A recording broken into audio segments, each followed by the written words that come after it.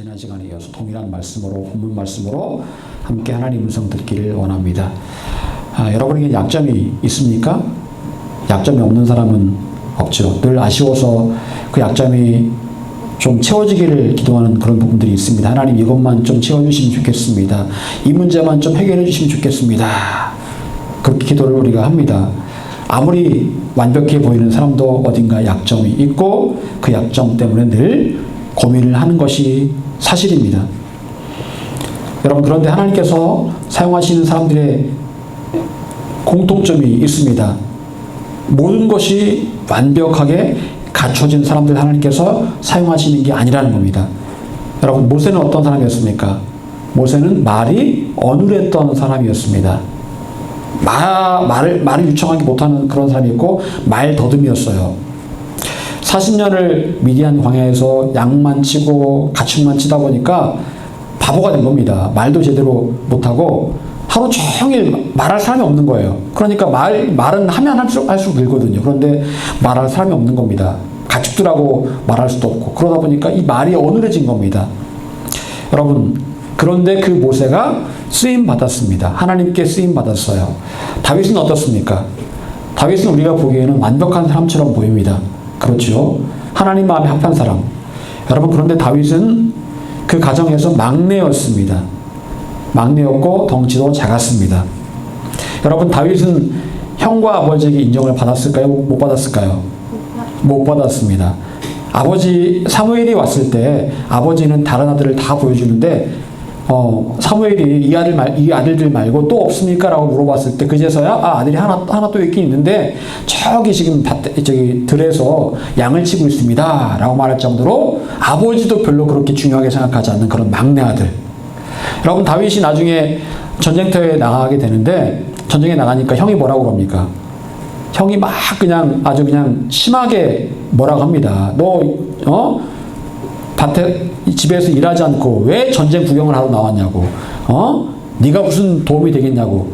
너 여기는 애들 오는 데가 아니라고. 애들은 가라 하면서 막 무시를 합니다. 다윗을요. 굉장히 막 무시를 받을 정도로, 형들에게 무시를 받을 정도로 다윗은 그렇게 천덕꾸러기였습니다. 아버지에게 그리고 형들에게 천덕꾸러기였습니다. 그런데 하나님께서는 다른 아들들을 다 제쳐놓고 다윗을 왕으로 세우십니다. 바울은 어떻습니까? 바울은 겉으로 보기에는 완벽한 사람이었죠. 배울 만큼 배운 사람이었었고 출생 그 신분도 좋았습니다. 로마인으로 태어났고 바리새인 중에 바리새인이었고 가말리엘의 문화에서 배웠던 그런 사람이 바로 바울이었습니다. 그런데 하나님께서는 이 바울이 너무 완벽하니까 쓰실 수가 없었어요. 그래서 바울에게 지난주에 보게 되면 육체의 가시를 주셨다라고 말씀하고 있습니다. 바울을 쓰시기 위해서 육체의 가시를 주신 거예요. 그리고 육체의 가시가 있자 바울은 더 위대하게 하나님께 쓰임 받을 수가 있었습니다. 여러분, 세상적으로 약점을 갖고 있다는 것은요, 제약 조건이 됩니다. 내가 뭔가 약점이 있다는 것은요, 이건 제약 조건이 되는 거예요. 얼마 전 다큐를 보는데 춘천의 한 그 개척교회 목사님 딸이 공부를 하는 그 다큐가 나오는데 그 아이가 공부를 잘했을까요? 못했을까요? 공부를 잘하기 때문에 다큐에 나왔겠죠. 아주 그 목사님이 너무 힘들게 사시는데 사택이 컨테이너 박스에서 이렇게 공부를 하는데 더군다나 이 아빠 목사님이 장애가 있으신 거예요. 장애가 있으셔가지고 몸도 안 좋으신데 교회도 정말 작습니다. 우리 교회보다 더 작은 것 같아요. 초라하고 작은 교회였는데 그 아이에게 이 아빠 목사님이 공부 하나만큼은 정말 부족함이 없도록 그렇게 할 수 있도록 여건을 마련을 해준 겁니다. 그렇다고 해서 학원을 보낸다든지 과외를 시킨다든지 이게 아닙니다. 공부방 하나를 마련해 놓고 거기서 공부만 할 수 있도록 그렇게 해준 거예요. 그 어려운 가운데서도. 그래서 얘가 공부를 열심히 해가지고 서울대 들어가고 키스트라고, 키스트 알죠? 카이스트 말고요. 키스트 연구원으로 있답니다. 과외도 받지 않고 학원도 다니지 않았는데 집에서만 공부해서 그렇게 성공을 했더라고요. 다른 아이들보다 약점이 많았지만 그 약점을 극복해서 더 크게 쓰임받게 되었다는 겁니다. 여러분, 우리는 성경을 통해서 하나님의 뜻은 우리를 연약하게 하시고 또 연약함 가운데 위대하게 사용하신 것들을 우리가 성경을 통해서 보게 됩니다. 바울은 자기 안에 있는 연약함에 대해서 육체의 가시다라고 말합니다. 10절에 보게 되면 약한 것들, 능욕, 궁핍, 박해, 곤고라고 말을 하고 있습니다. 이것들이 육체의 가시에 다 포함되어 있는 겁니다. 여러분, 바울 안에 있던 연약함들을 말하고 있는 것이죠. 사람들은 말합니다. 하나님의 뜻이면 복받고 잘되고 건강하고 그게 하나님 뜻이 아닌가라고 생각합니다. 물론 그것도 하나님 뜻이죠. 하지만 바울에게는 약한 것들, 능욕과 박해받는 것, 권고를 주셨습니다.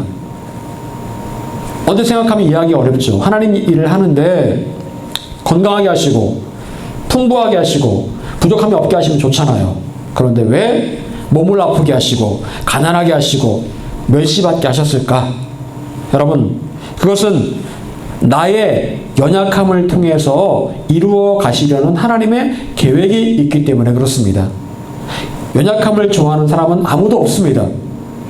누구든지 건강하면 좋겠고 경제적으로 풍족하면 좋겠고 남들처럼 잘 나가면 좋겠고, 그런데 때로는 그것이 하나님의 뜻이 아닐 수도 있다는 거예요. 여러분, 저는 몸이 아프면서 그런 의문이 들었습니다. 나는 왜 이렇게 되었을까? 나는 왜 이렇게 몸이 안 좋게 되었을까? 그런 생각을 합니다. 다른 동기 목사님들은 나름 잘 나가는데 보니까 큰 교회도 하시고 그러시더라고요. 어떤 목사님은 아버지 잘 만나가지고 아버지가 큰 교회 목사님이었거든요. 그러면 안 되는데 아버지가 아들한테 교회를 물려준 거예요. 수원에 있는 그 모 교회인데 좀 부럽다기보다는 좀 그렇게 하면 안 되는데 싶은데 우리 교단에도 그런 교회가 있어서 좀 마음이 좀 아팠습니다. 어쨌든 그건 제쳐두고요. 잘 나가는 분들이 참 많더라고요. 책도 내고 책도 몇 권 낸 그런 분도 있고 박사 땄다고 자랑하는 분도 있고 그래요 보면. 그래서 그런 생각을 할수록 참 마음이 어떤 때는 좀 약간 씁쓸해지기도 합니다. 나는 뭘까? 나는 왜 이럴까? 라는 생각도 하기도 합니다. 여러분, 그런데요, 지금 와서 생각해 보니까 저희가 겪었던 모든 그런 어려움들이 하나님께서 부족한 저를 만들어 가신 하나님의 특별한 과정이었음을 저는 보게 됩니다. 광야로 보내졌고 광야 가운데서 훈련받고 또 광야 가운데서 저 자신을 적나라하게 보게 하심으로 분명히 하나님께서 저를 고쳐가시는 것들을 제가 볼 수 있게 됩니다. 그래서 오히려 그것이 바로 하나님께 제게 주신 은혜요 감사의 조건임을 저는 인정할 수밖에 없습니다. 여러분, 바울에게 주어진 육체의 가시, 온갖 어려움, 곤고함, 궁핍, 박해, 그 모든 연약함들은 하나님께서 바울에게 허락하신 것들이었습니다. 여러분, 우리 각자에게는 강점도 있고 약점도 있습니다. 내가 잘하는 것도 있고 잘 못하는 것도 있습니다. 우리는 생각하기를 강점이 나를 이끌어간다라고 생각합니다. 강점이 나를 이끌어간다. 여러분, 저는 앞에 나서서 이렇게 말하는 거를 잘 못하는 사람이에요. 원래부터 못하는 사람입니다. 말도 잘 못하고 이렇게 앞에만 서면 머리가 하얘지면서 무슨 말을 해야 될지 모를 정도로 굉장히 당황하는 사람이거든요. 근데 하나님께서 저를 목사로 삼으셨어요. 제 강점은요, 이런 게 아니에요. 저는요, 뒤에서 도와주고 이런 거 좋아하거든요. 제가 그 성향상 뒤에서 도와주고 챙겨주고 이런 거 좋아하는데 이게 앞에 나서는 걸 별로 좋아하는 사람이 아니에요. 근데 저를 하나님께서 이렇게 앞에 세우신 거예요. 좀 이상하죠? 제 강점이 아닌데, 약점인데, 이건 완전한 약점인데. 여러분, 많은 사람들이 그런 생각을 합니다. 나는 강한 점이 있고 약한 점이 있는데 강점으로 내가 일해야지. 여러분, 공부를 잘하면 내가 공부 잘하기 때문에 공부로 무언가 위대한 일을 할 수 있다라고 생각을 합니다. 하지만 약점에 대해서는 어떤 생각을 할까요? 약점. 나의 약점을 가리려고 합니다. 약점을 드러내는 것을 극도로 싫어합니다. 왜? 약점이 드러나서 누가 그 약점을 공격하면 상처가 되기 때문에 그래요. 약점이 드러나는데 거기를 공격하면 상처가 됩니다. 약점이 까발려지면 부끄러워서 도망치려고 합니다. 여러분, 그런데 하나님께서 일부러 우리에게 그런 약점을 주셨다면 어떤 생각이 드십니까? 나의 약점을 하나님께 주셨다. 강점만 주시면 좋겠는데 약점까지 주셨다면 어떻습니까? 여러분, 나를 모태에서 지으신 분은 하나님이십니다. 모태에서 나를 지으셨고, 그래서 나의 어떤 형질을 그분이 만드셨습니다. 그럼 어떤 사람은 태어나기를 운동을 잘하도록 태어난 사람이 있습니다. 저는 운동을 잘 못해요. 운동을 잘하는 사람이 있습니다. 어떤 사람은 머리가 좋은 사람이 있습니다. 어떤 사람은 관계성이 좋은 사람이 있습니다. 어떤 사람은 열심히 노력을 하지만 공부가 안 되는 사람이 있고요. 열심히 운동하려고 하지만 운동할 때마다 다치는 사람이 있고요. 그런 사람이 있어요. 그 제가 본 다큐에서 그 공부에 대한 다큐였는데 어떤 아이는 그러는 거예요. 자기는 죽어라 공부하는데 진짜 공부를 못한대요. 제 친구 중에 하나가, 여러분 수학의 정석 아시죠? 요즘은 나오나 모르겠는데 홍성대 씨가 지금 그 전주의 상산고의 그 이사장 홍성대 씨가 지금 수학의 정석 그 책을 외우는 친구가 있었어요. 얼마나 그건 수학책이라 푸는 거잖아요. 이렇게 노트에다가 그걸 외운다고 그 수학의 정석을 그냥 거기에 무슨 빽빽하게 그걸 쓰는 거예요. 시커매 그냥 들어와서 그냥. 그런 친구가 있었거든요. 저는 그 친구 서울대 갈 줄 알았습니다. 그런데 저기 서울에 가긴 갔는데 서울에 이름 없는 그런 학교 하나 가더라고요. 이름 없는 학교. 여러분 잘 모를 거예요, 그 학교. 굳이 그 학교를 갈 필요가 없는데 굳이 거기를 가더라고요. 여러분, 어떤 친구는 머리가 좋아서 그냥 머리 이렇게 한 번만 읽어봐도 다 그걸 기억해내고 시험을 잘 치르는 그런 아이겠습니다. 여러분, 아무리 노력해도 안 되는 건 안 되더라고요. 아무리 노력해서 운동을 한들 운동이 안 되는 친구도 있습니다. 여러분, 그런데 하나님께서 일하시는 방법은 나의 강점을 통해서일까요? 약점을 통해서일까요? 바울은 뭐라고 읽어보겠습니까? 우리 9절 다시 한번 읽어보겠습니다. 9절 같이 읽어보겠습니다. 자, 시작. 나의 육신을 내게 족하도다. 이는 내 능력이 약한 데서 온전하여 주시라. 그러므로 우리가 크게 기뻐하고 나의 여러 약한 것들에 대하여 자랑하니 이는 그리스도의 능력이 내게 머물게 하여 하시라. 아멘. 여러분, 하나님의 뜻은요, 내가 약할 때 하나님의 능력을 온전하게 하시는 거다라고 말씀하고 있습니다. 내가 약해질수록 누구의 능력이 강해진다고요? 하나님의 능력이 강해진다. 내가 10%의 힘을 가지고 있으면 나머지 90%의 힘은 하나님께 채우시겠다는 거예요. 내가 90%의 나의 힘을 가지고 일하려고 하면 10%만 채우시겠다.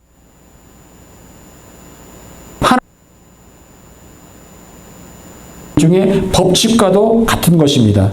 여러분, 우리가 교만해지는 이유가 뭘까요? 내가 뭔가를 교만해집니다. 어떤 목사님은 10,000명 목회를 한다고 합니다. 여러분, 그 자랑할 일은 아닌 것 같아요. 하나님의 양들이지 내 양은 아니거든요. 하나님께서 보내신 건데 내가 모은 건 아니거든요. 근데 그렇게 생각하시는 분도 있습니다. 여러분, 그런데 내가 뭔가를 이렇게 다 했다고 생각을 하면 하나님께서 굳이 그 사람과 함께 하실 이유가 없는 거예요.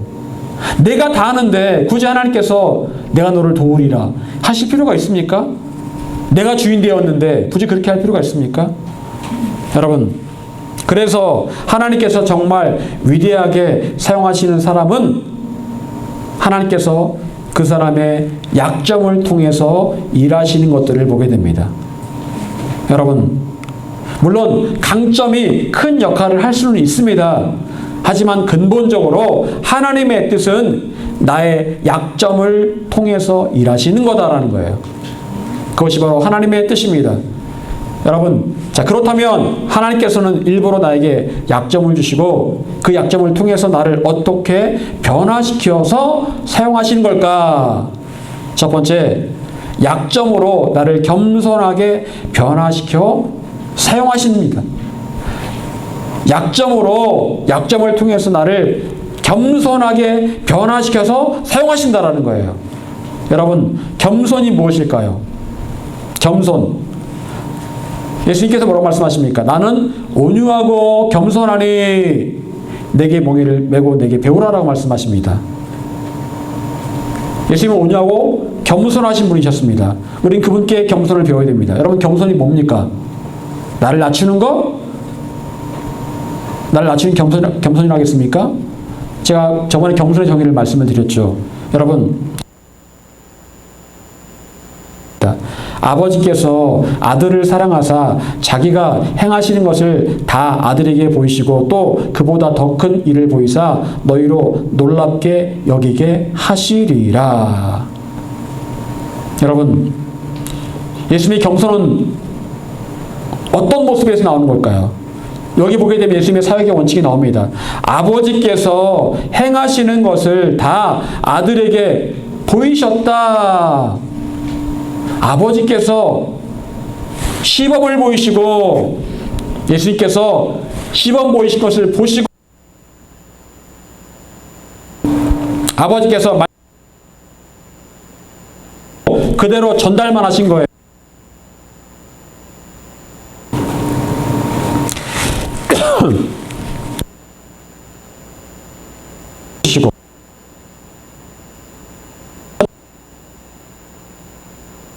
그것은 바로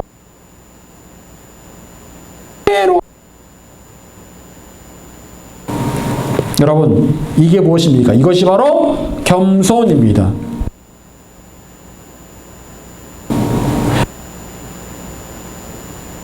뭔가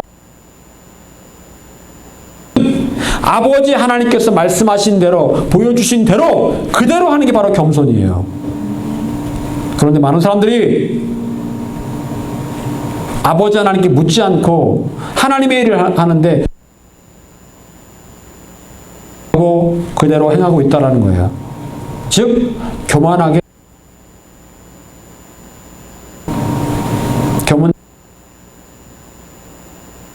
여러분, 모세가 왜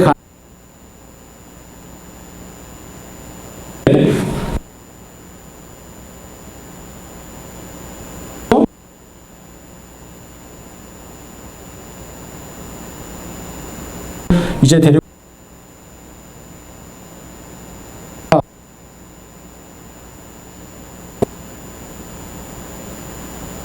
원망하는 그것도 하루 이틀이지. 맨날 뭐 내놔라 뭐 내놔라. 그날도 백성들이 물을 요구합니다. 목말라 죽겠다. 물 좀 주세요. 모세가 화가 납니다. 짜증이 납니다. 여러분, 하나님께서 뭐라고 말씀하십니까? 지팡이를 잡고 반석에 명령하라고 말씀하십니다. 지팡이를 들고 반석에 명령하라. 모세는 어떻게 했을까요? 지팡이로 반석을 2번 쳤습니다. 지팡이를 잡고 명령하라는 말과 지팡이를 2번 치라는 것과 비슷하게 들리지만 같습니까? 다르죠. 틀리죠. 모세는 하나님의 명령을 듣고 그대로 행하지 않 한마디로 그거예요. 너무 열받으니까 에이 이거예요. 그냥 명령하면 되는데 너무 그냥 열받게 하니까 애따 먹어라 그냥 이런 거예요. 여러분, 거기에 대해서 성경은 뭐라 말합니까? 모세가 하나님의 거룩함을 드러내지 못했다. 하나님이 드러나 나 이런 사람이야. 니들 나한테 맨날 나 무시하고 맨날 달라고만 하는 나 이런 사람이야 하면서 보여줍니다. 하나님께서 보시고서 모세에게 분노하신 거예요. 그래서 40년을 하나님께서 가나안에 들어가지 마. 너 이 광야에서 죽어. 이렇게 하신 거예요. 했기 때문에 그런 거예요. 하나님의 일을 한다고 하지만 내 마음대로 한 거예요. 여러분, 하나님께서는 우리가 하나님의 일에 나의 생각과 의지를 섞지 않기를 원하십니다. 섞이면 섞이면 그 자체가 벌써 짬뽕이 되는 거예요. 여러분, 깨끗한 물에다가 잉크 한 방울만 떨어뜨려도 그 물은 오염됩니다. 시커멓게 오염돼요. 깨끗한 물은 그 물 자체가 순수할 때 그게 마실 수 있는 물이 되는 거잖아요. 여러분, 하나님께서는 내가 하나님께서 보여주시고 가르쳐 주시는 대로만 하기 원하십니다. 그것이 바로 겸손입니다. 즉, 겸손은 하나님의 일을 할 때 나의 생각과 힘을 하나님께서는 하나님의 일을 하시도록 나를 온전히 하나님께 맡겨드리는 게 참된 겸손입니다. 하나님께서는 나를 연약하게 하실 때 왜 연약하게 하십니까? 나를 겸손하게 만드시려는 계획이 있습니다. 너무 강하면 스스로 자만해져서 자기의 능력으로 않게 하시는 거예요. 그래서 그렇게 하면 그건 하나님의 일이 아니라 곧 내 일이 되는 겁니다. 내가 한 거예요. 하나님은 들러리일 뿐입니다. 하나님 영광이라고 말하지만 들러리예요. 들러리 하나님은요. 여러분, 하나님께서는 우리에게 자유의지를 주셨습니다. 생각하고 판단하고 행동할 자유의지를 주셨습니다. 내 인생에 대해서는 내가 할 수 있겠죠. 하지만 하나님의 일만큼은 하나님께서 하나님의 의지대로 행하기를 원하고 계십니다. 저는 저의 인간적인 힘이 많이 빠진 것들을 보게 됩니다. 처음 개척할 때 2014년도에 비하면 진짜 많이 빠졌어요.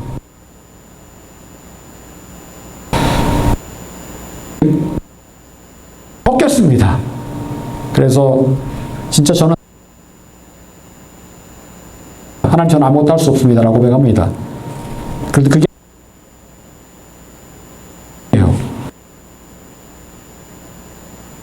우리 각자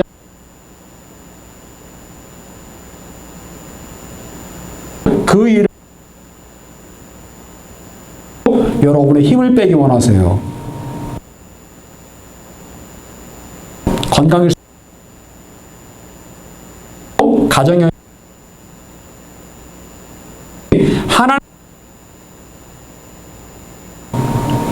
그것은 오히려 하나님의 능력으로 나를 완전하게 되는 하나님의 하기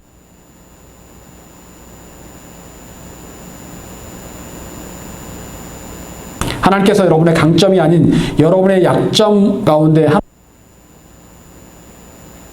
완하고 계십니다. 그것이 바로 여러분의 약점을 통해서 일하시는 하나님의 놀라운 역사.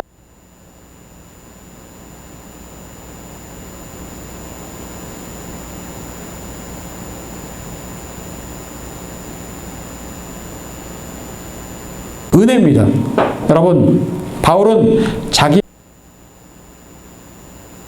때문에 하나님의 능력이 채워지는 것들에 대해서 너무 기뻤기 때문에 자랑을 합니다. 약점이 약점 때문에 자랑한 게 아니고요. 사실은 약점 때문에 하나님의 능력이 채워지는 것 때문에 자랑한 거예요. 내가 약하니까 하나님께서 나를 도와주시고 나에게 능력을 부어주시고 이게 너무 좋은 거예요. 그래서 그걸 자랑한 겁니다. 여러분, 어떻게 약점으로 인해서 하나님의 능력이 우리 안에 채워지게 되는 걸까요? 여러분, 하나님께서 나에게 일부러 약점을 주시는 이유가 무엇입니까? 그것은 곧 약점 때문에 하나님을 더욱 의지할 수 있기 때문에 그런 거예요. 예전에 제가 고등학교 때부터 예배인들을 누가 시키니까 했어요. 했는데 은혜 받고 왔다고 저를 시킨 거예요. 고3 때. 너무 떨려가지고 진짜 제가 어떻게 찬양인으로 하는지 모르겠더라고요. 무슨 말을 해야 될지도 모르겠고 그냥 이렇게 말하자면 그냥 찬양만 부르고 들어온 것 같아요. 하기 전에 제가 그래서 너무 떨려가지고 지하 기도 30분씩 혼자 기도하고 올라와서 예배인들 하는데 그래도 뭐 제대로 못하고 뭐 맨날 실수. 어떤 분들이 그러는 겁니다. 예배인도 하고 나면 이제 그러는 거예요. 저를 보지 않고 제 안에 함께 역사하신 하나님을 보게 되었다라고 그렇게 이야기를 해주시더라고요. 너무 그래서 감사했습니다. 여러분, 연약하니까 하나님을 더 의지할 수밖에 없더라고요. 힘이 없으니까 하나님의 힘을 더 의지할 수밖에 없더라고요. 그게 바로 하나님의 우리에게 허락하신 하나님의 계획입니다. 여러분, 약한 자는 자기의 약함을 하나님께 온전히 드러내 약함 때문에 하나님을 더욱 의지하려고 해야 됩니다. 나가셨던 이유가 무엇일까요? 왜요? 곧 아버지 하나님께서 보여주신 것들을 보고 듣기 위해서입니다. 예수님께서는 기도 시간을 통해서 철저히 아버지 하나님께로 나아가서 아버지 하나님만 의지했습니다. 도와주세요, 주님 도와주세요. 아버지 도와주세요. 아버지 도와주세요. 그랬더니 예수님의 사역 가운데 실패가 단 하나도 없었습니다. 여러분, 내가 연약할수록 우린 더욱 하나님 앞으로 나아가 하나님만 의지하며 기도할 수 있어야 합니다. 우리에게 늘 필요한 것은 골방으로 나아가서 아버지 하나님께 도움을 구하고 하나님께서 보여주실 것들을 보고 듣고 하나님만 의지하는 겁니다. 사랑하는 여러분, 그것이 바로 우리를 약하게 만드시는 하나님의 놀라운 계획입니다. 바울이 자신의 약함으로 인해 자랑했던 이유가 무엇입니까? 약함을 자랑하고 하나님께 기도할수록 하나님의 능력이 채워졌기 때문에 약함을 자랑할 수가 있었던 거예요. 여러분, 여러분을 약하게 하시는 것은 여러분을 더욱 귀하게 사용하기 위한 하나님의 특별한 계획임을 믿으시기를 바랍니다. 여러분이 약할수록 더욱 하나님만 의지하며 하나님께 기도하시기를 바랍니다. 그때 하나님께서 여러분을 하나님의 일에 놀랍게 사용하실 것을 믿으시기를 간절히 축원합니다. 기도하겠습니다.